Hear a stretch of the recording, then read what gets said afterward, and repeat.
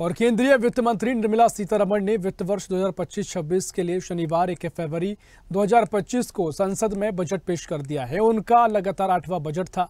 Budget आर्थिक सर्वेक्षण के अनुरूप रहा। वित्त मंत्री ने मिडिल क्लास को राहत देते हुए न्यू टैक्स रिजीम के तहत 12 लाख रुपए सालाना तक की इनकम को आयकर के दायरे से बाहर रखने का ऐलान किया है। इससे नौकरी पेशा वर्ग के करोड़ों लोगों को फायदा पहुंचेगा। और मोदी सरकार के तीसरे कार्यकाल के पहले पूर्ण बजट पर विभिन्न नेताओं की प्रतिक्रियाएं सामने आई हैं और बीजेपी और उसके सहयोगी दलों के नेता जहां बजट की तारीफ कर रहे हैं, इसे लोक कल्याणकारी बता रहे हैं, वहीं विपक्ष के नेता इसकी आलोचना कर रहे हैं। इसी पर क्या कुछ प्रतिक्रिया देखने को मिली वो आपको सुनवाते हैं। सबसे पहले तो एनडीए का सहयोगी होने के नाते मैं हमारे प्रधानमंत्री आदरणीय नरेंद्र मोदी जी का, माननीय वित्त मंत्री जी का विशेष तौर पर धन्यवाद करूंगा कि जिस विकसित देश को बनाने की सोच के साथ हम लोग आगे बढ़ने का हम लोग प्रयास कर रहे हैं, उसको मजबूती देने वाला ये बजट है। जहां इस बजट में अमीर और गरीब के बीच की दूरी को कम करने के प्रावधान दिए गए हैं, गांव और शहर के बीच की दूरी को कम करने का इसमें जिक्र किया गया है, युवाओं का, महिलाओं का, मिडिल क्लास का जिस तरीके से हैंड होल्डिंग का जिक्र इसमें किया गया है, युवाओं के स्किल को किस तरीके से मजबूती देने के प्रावधान इसमें बनाए गए हैं। मुझे लगता है हर क्षेत्र, हर सेक्टर को ये छूने वाला ये बजट है। ये आत्मनिर्भर भारत के निर्माण का बजट, विकास की ललक, विश्वास की महक और विकसित भारत के निर्माण की तड़फ है।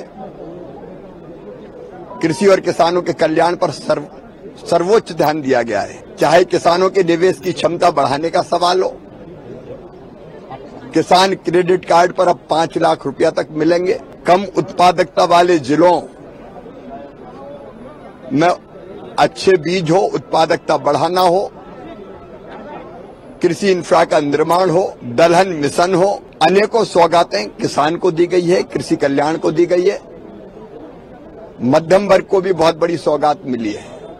ये है कि बजट में सभी वर्गों की तरफ ध्यान दिया है, मतलब किसी वर्ग को इसमें छोड़ा नहीं है। और ये बजट अपोजिशन बोलता है बेकार है, लेकिन अपोजिशन का चश्मा ही बेकार है, तो इसीलिए उनको ये बजट बेकार दिखता है। तो बजट से मतलब देश का विकास होगा, देश की इकोनॉमी और भी ऊपर आने का मौका मिलेगा। माननीय नरेंद्र मोदी जी के नेतृत्व में 2025-26 का जो बजट है आदरणीय निर्मला सीतारमण जी ने पेश किया है और इस बजट के माध्यम से सभी वर्गों को सही न्याय देने की भूमिका रखी है। मिडिल क्लास को राहत दी गई है, लेकिन मैं इस अवसर का इस्तेमाल करूंगा एक और पहलू की तरफ इशारा करते हुए। बड़ी संवेदनशीलता के साथ इस बजट की रचना की गई है, बड़ी दूरअंदेशी के साथ, और मोदी जी की दूरअंदेशी और उनकी निर्णय लेने की कैपेसिटी, क्षमता की इसमें झलक है।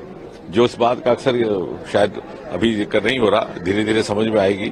जो न्यूक्लियर एनर्जी मिशन को लेकर के घोषणा है, ये सारे ये विश्व को चौंका देने वाला एक निर्णय रहेगा। ऐसी ही खबरों के लिए हमें लाइक करें, शेयर करें, फॉलो करें और यूट्यूब पर सब्सक्राइब करें और बेल आइकन दबाना ना भूलें। साथ ही ताजा अपडेट्स के लिए हमारी वेबसाइट स्वदेशलाइव.com पर जरूर जाएं।